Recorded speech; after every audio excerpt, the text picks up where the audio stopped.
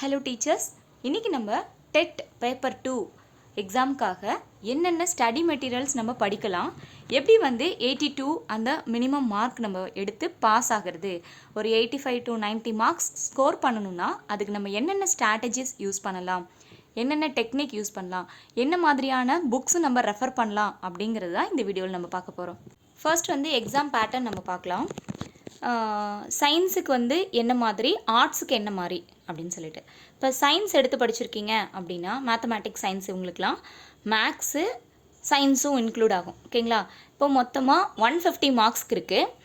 ஒரு சப்ஜெக்ட்டுக்கும் 30 மார்க்ஸ்க்கு இருக்கும்.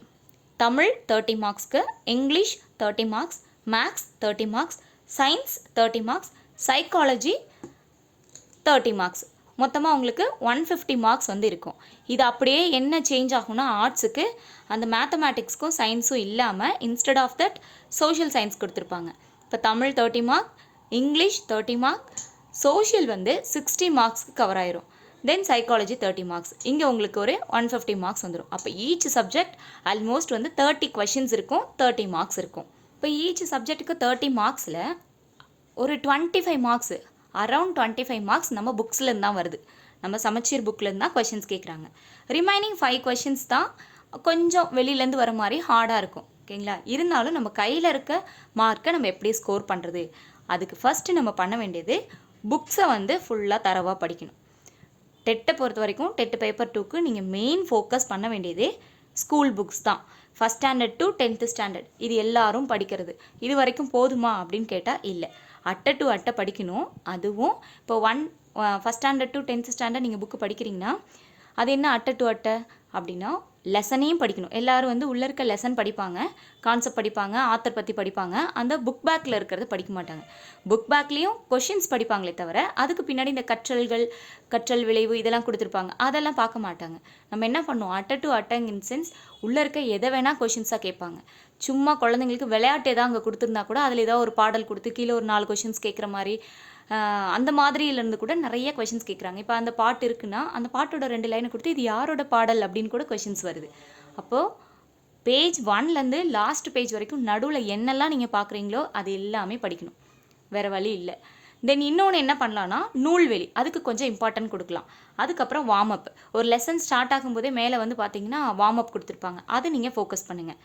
இன்னொன்று புக் பேக் எக்ஸசைஸ் கம்பல்சரி பண்ணிடுங்க. இதுதான் நம்ம அட்டை டு அட்டை படிக்கிறதுக்கான ஃபஸ்ட்டு ஸ்டெப்பே. இப்போ ஒரு லெசனுக்குள்ளே போயாச்சு. அந்த லெசனை எப்படி படிக்கலாம், ஃபஸ்ட்டு வார்ம் அப்பு, அதுக்கு உள்ளே என்ன கண்டென்ட் இருக்கோ அந்த லெசன், ஒரு ப்ரோஸோ இல்லை ஒரு போயமோ ஆர்எல்ஸ் இப்போ சப்ளிமெண்ட்ரி நீங்கள் எது படிக்கிறீங்களோ, இப்போ தமிழ்லையுமே உரைநடை படிக்கிறீங்களா அந்த லெசன் ஃபுல்லாக படிச்சுட்டு புக் பேக்கில் என்ன கொஷின்ஸ் இருக்கோ அதை முடிச்சுட்டு அதே லெசனுக்கு ரிலேட்டடாக பின்னாடி நிறைய கொடுத்துருப்பாங்க. ரைட்டிங்க்கு ரீடிங்க்குன்னு சம்மந்தமாக நிறைய கண்டென்ட்டு, அது ஒரு 4 or 5 பேஜஸுக்கு இருக்கும். அதையுமே நம்ம என்ன பண்ணிடணும்னா கம்ப்ளீட் பண்ணிடணும். நெக்ஸ்ட்டு நீங்கள் என்ன பண்ணணும் அப்படின்னா அதே லெசனில் ஒரு லெசனோடைய அந்த பிகினிங்லேயுமே ஒரு QR கோடு கொடுத்துருப்பாங்க. இது எக்ஸ்ட்ரா அந்த 5 மார்க்ஸ் இந்த லெசன் ரிலேட்டடாக அந்த QR கோடுக்குள்ளே நீங்கள் ஸ்கேன் பண்ணி பார்த்தீங்கன்னா என்னென்ன கண்டென்ட்டு சேம் இந்த லெசனுக்கு ரிலவெண்ட்டாக நிறைய டாபிக்ஸ் கொடுத்துருப்பாங்க, நிறைய கொஷின்ஸ் கொடுத்துருப்பாங்க, நிறைய எக்ஸசைஸ் இருக்கும். அதையுமே நீங்கள் கோத்ரூ பண்ணணும். இதுதான் இன்னொரு இன்டெலிஜென்ட்டான ஒரு வே நம்ம அதிக மார்க் ஸ்கோர் பண்ணுறதுக்கு. அடுத்தது இப்போ 1 to 10 அந்த ஸ்டாண்டர்ட் வரைக்கும் படித்தா போதுமானா, இப்போ நம்ம 10th ஸ்டாண்டர்ட் வரைக்கும் எடுக்க போகிறோம். இப்போ 10வது வரைக்கும் இருக்கக்கூடிய லெவல் மட்டும் நமக்கு தெரிஞ்சால் போதுமானா கிடையாது. 10th வரைக்கும் இருக்கிறது அந்த பையனுக்கே நம்ம டீச் பண்ண போகிறோம், அவனுக்கு அது தெரியும். அதையும் தாண்டி நமக்கு தெரிஞ்சிருக்கணும் பாயிண்ட்ஸ். அதுக்காக தான் என்ன பண்ணுவாங்கன்னா சில டாபிக், இப்போ தமிழ்லேயே ஒரு இலக்கண பகுதி இருக்குது, இல்லை இங்கிலீஷில் ஒரு கிராமர் இருக்குது, ஆக்டிவ் வாய்ஸ் பாசிவ் வாய்ஸ்னால் 10th ஸ்டாண்டர்ட் வரைக்கும் நீங்கள் ப்ரிப்பேர் பண்ணியிருப்பீங்க. ஆனால் 10th இருக்கிற அதே active voice passive voice 11th and 12thலையும் கொடுத்துருப்பாங்க. ஆனால் என்ன பண்ணிடுவாங்க, 11th 12thலேருந்து ஒரு எக்ஸசைஸையோ இல்லை ஒரு எக்ஸாம்பிளையோ கொடுத்து கொஷின்ஸ் கேட்டிருப்பாங்க. இப்படி ஒன்று நம்ம பார்க்கவே இல்லையேன்னு. இப்போ 10th ஸ்டாண்டர்ட் லெவலுக்கு தகுந்த மாதிரி ஒரு டாபிக் அங்கே இருக்கும், அதே கொஞ்சம் ஹார்டாக 11th 12thல இருக்கும். நீங்கள் அப்போ என்ன பண்ணால் உங்கள் சிலபஸில் இருக்கக்கூடிய இந்த 10th வரைக்கும் என்னென்ன சப்ஜெக்டில் என்னென்ன டாபிக்ஸ் இருக்கோ இதே டாபிக் 11th and 12th புக்கில் எது இருக்கோ அதை தேடி பிடிச்சி அதையும் படிச்சுக்கணும். அதுக்காக தான் ஃபஸ்ட்டு ஸ்டாண்டர்ட்லேருந்து 12th ஸ்டாண்டர்ட் வரைக்கும் இருக்கக்கூடிய புக்ஸை வந்து கோ த்ரூ பண்ணும் அப்படின்னு சொல்கிறது. புக்ஸையும் தாண்டி வேறு என்ன பண்ணலாம் அப்படின்னா, கொஞ்சம் எக்ஸ்ட்ரா பாயிண்ட்ஸ் நீங்கள் கலெக்ட் பண்ணணும். இப்போ ஒரு ஆத்தர் கொடுத்துருக்காங்க, இப்போ தமிழில் வந்து நூல்வெளின்னு இருக்கும், இல்லை இங்கிலீஷ் புக்கிலலாம் அந்த வார்மப்பு இல்லை ஆத்தர் இன்ட்ரடக்ஷன் கொடுத்துருக்காங்க இல்லையா, ஆத்தரை பற்றி நீங்கள் படித்ததுக்கப்புறம் இதையும் தாண்டி நிறைய இப்போ பாரதியார் பாரதாசனா ரொம்ப ஃபேமஸ் ஆனவங்க, ரொம்ப இம்பார்ட்டன்ட் ஆனவங்க தமிழில். அவங்கள தாண்டி இன்னும் ஒரு எக்ஸ்ட்ரா ஒரு 4 பாயிண்ட் நீங்கள் மெனக்கெட்டு என்ன பண்ணால் ப்ரிப்பேர் பண்ணி வச்சுக்கணும். புக்கில் இருந்து தான் எல்லா கொஷின்ஸும் வரும், அது ஒரு 70 to 80%. அதை தாண்டி இன்னும் நான் நல்ல மார்க் எடுக்கணும், ஸ்கோர் பண்ணணும் அப்படின்னா நம்ம போடுற எக்ஸ்ட்ரா எஃபோர்ட்டு தான் அதை டிசைட் பண்ணும். அப்போ நீங்கள் எக்ஸ்ட்ரா பாயிண்ட் கலெக்ட் பண்ணுற அந்த ஹேபிட்டையும் நீங்கள் க்ரியேட் பண்ணிக்கணும். சைக்காலஜிக்கு என்ன பண்ணலாம் அப்படின்னா, இதே பேப்பர் 1 டெட்டு பேப்பர் 1 அப்படி இருந்துச்சுன்னா கற்கும் குழந்தை இந்த மாதிரி நிறைய அது உங்களுக்கு என்ன சிலபஸ் கொடுத்துருக்காங்களோ அந்த டாப்பிக்கை அந்த புக்கில் எடுத்து நீங்கள் ப்ரிப்பேர் பண்ணணும். இதே பேப்பர் 2 என்ன பண்ணலாம் அப்படின்னா, பிஎட் எம்எட் படிக்கலைனாலுமே வேறு யாராவது தெரிஞ்சவங்க இல்லை எம்எட் படிச்சுட்ருக்கவங்க இல்லை வெளியே நீங்கள் போய் புக்ஸ் கடையில் கேட்டாலுமே கிடைக்கும். பிஎட் புக்கு எம்எட் புக்கில் உங்கள் சிலபஸில் மென்ஷன் பண்ணியிருக்கக்கூடிய டாபிக் அந்த புக்கில் எங்கே இருக்கோ அந்த பர்டிகுலர் டாப்பிக்கை நீங்கள் கவர் பண்ணிடுங்க. இதுவே உங்களுக்கு போதும். சிலபஸ் ரிலேட்டடான டாப்பிக்கு அந்த பிஎட் எம்எட் புக்கில் இருக்கிறத நீங்கள் கோ த்ரூ பண்ணாலே ஆல்மோஸ்ட் போதும். உங்களால் 30க்கு ஒரு 25 above எடுத்துட முடியும். நெக்ஸ்ட்டு வந்து குரூப் ஸ்டடி. இது வந்து உங்களுக்கு ரொம்ப ஹெல்ப்ஃபுல்லாக இருக்கும். இப்போ ஒரு லெசன் எடுத்துக்கிறீங்க, அந்த லெசனை ஒரு 3 பேர் 4 பேர் நீங்கள் ஃப்ரெண்ட்ஸ் இருக்கீங்கன்னா எல்லாருமே படிச்சுட்டு 4 பேருமே ஒரு 4 கொஷினை டிஃப்ரெண்ட்டாக கேட்டுக்கோங்க. அப்போது நம்ம படிக்கிறது எவ்வளோ நேரம் வேணால் படிப்போம். ஒரு லெசனை 1 hourலேயும் படிக்கிறவங்க இருக்காங்க, 4 hours 5 hours படிக்கிறவங்களும் இருக்காங்க. அப்போ ஒரு குறிப்பிட்ட டெட்லைனுக்குள்ளே இந்த லெசனை கம்ப்ளீட் பண்ணிவிட்டு 4 பேரும் அந்த லெசனில் இருந்து 4 மாதிரி கொஷின்ஸ் நீங்கள் கேட்கும்போது நீங்கள் ஆன்சர் பண்ணும்போது தான் உங்களுக்கு அதில் ஒரு பெட்டர் அண்டர்ஸ்டாண்டிங் கிடைக்கும். எந்த அளவுக்கு இந்த டாபிக் நமக்கு அண்டர்ஸ்டாண்ட் ஆகிருக்கு, இல்லை கேட்கும்போது நம்ம ஒருத்தவங்களை கேட்கும்போதோ இல்லை இன்னொருத்தவங்க நம்ம கேட்கும்போதோ தான் என்னாகும், நல்ல ஒரு அந்த கம்யூனிகேஷன் டெவலப் ஆக உங்களுக்கு நிறைய கொஷின்ஸு நிறைய இன்ஃபர்மேஷன் வந்து உங்களுக்கு கேதர் ஆகும்.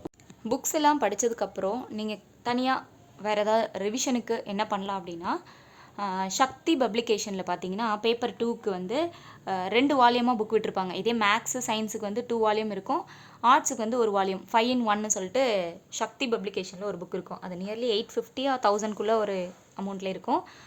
ஆனால் எப்படின்னா ஒரு டாபிக் அந்த டாபிக் சம்மந்தமாக இப்போ 6th 6th-லேருந்து 10th 12th வரைக்கும் அதே டாபிக் பற்றியே கொடுத்துருப்பாங்க. அதுக்கப்புறமேட்டுக்கு ஒரு சப்ஜெக்ட் அந்த மாதிரி தமிழ்னா தமிழில் இந்த டாப்பிக்கு 6th-லேருந்து 12th வரைக்கும் என்ன, அடுத்த டாபிக் அப்படின்னு தமிழ் ஃபுல்லாக கம்ப்ளீட் ஆனோடனே இங்கிலீஷ், மேத்ஸு, சயின்ஸ், சோஷியல்னு இப்போ உங்களுக்கு சயின்ஸ் சப்ஜெக்ட்டுக்குமே அவைலபிள் இருக்குது, ஆர்ட்ஸுக்குமே அவைலபிள் இருக்குது.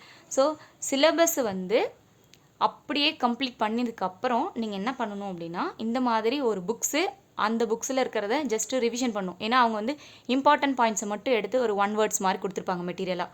அதை படிச்சுட்டு அதுலேயே புக் பேக் மாதிரி உங்களுக்கு கொஷின்ஸ் இருக்கும். இது உங்களுக்கு ஹெல்ப்ஃபுல்லாக இருக்கும். இந்த புக் வந்து நான் ரெஃபர் பண்ணதில் ஒரு பெஸ்ட்டு புக்காக இருந்துச்சு.